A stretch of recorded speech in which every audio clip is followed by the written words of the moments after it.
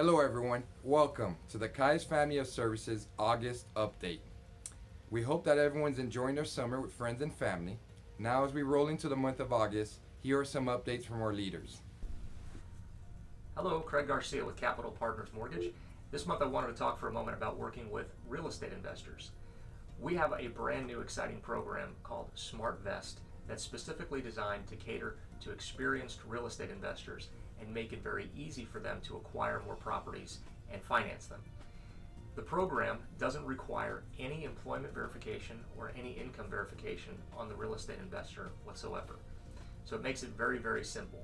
They have to be putting at least 20% down, and what happens is we do a market analysis of the rent on that property, and as long as the market rent for the property that they're purchasing is greater than the mortgage payment, including the taxes and insurance, then that's the only approval that's necessary. The rent has to cover the mortgage payment, almost like a commercial loan for residential properties. It is for residential real estate investors. It goes up to loans as high as $1.5 million. So it's a really exciting program. It's brand new. Please talk to your loan rep about our Smart Vest program today for real estate investors. Thanks. Hello. July the 31st, Congress extended the national flood insurance reforms for the 7th time since 2012. The reason for doing that is they're holding off the inevitable. The program's $20 billion in debt, and they're trying to figure out the best way to handle that situation. Obviously in Washington, things don't happen on our timeline, but here's the problem, and here's what I think that we face as realtors in the South Florida market. Traditionally, flood insurance has been subsidized, so the risk and the premiums are spread out on a national basis.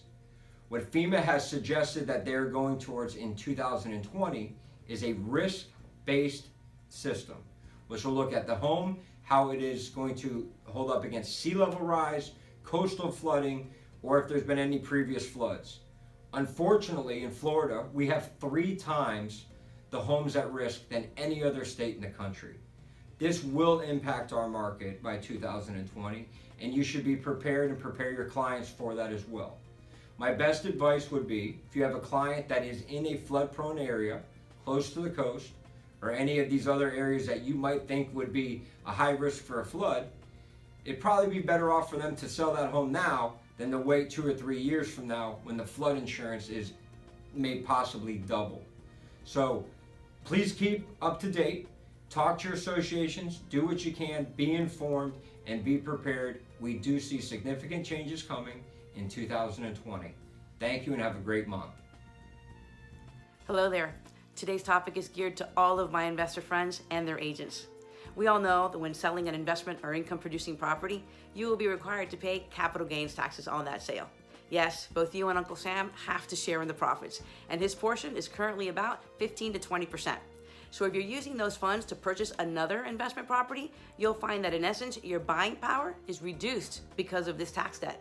And while we can never truly leave Uncle Sam out of the equation, wouldn't it be great to maximize your next investment purchase by using all of the profits from the sale of your current investment property? The ability to defer taxes is a powerful wealth building tool, and it can be done through something called a 1031 exchange.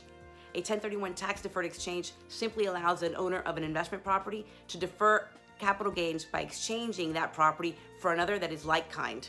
The IRS regulations also provide that a qualified intermediary properly document the exchange and maintain compliance with all the rules. The intermediary is in addition to the closing agent, and we work closely together as the exchange transaction is not much different than a traditional sale and purchase. While there are specific requirements and guidelines that must be complied with, we at Home Partners Title can provide you with all the information you'll need for your next 1031 exchange transaction. I'm Marlene Rodriguez. Thank you for listening, and I'll see you next time. Hi, Benji G with Kai's Property Management, here to talk to you about service animals. Service animals have become a hot topic in leasing, and so I've put together a few bullet points which I hope will help.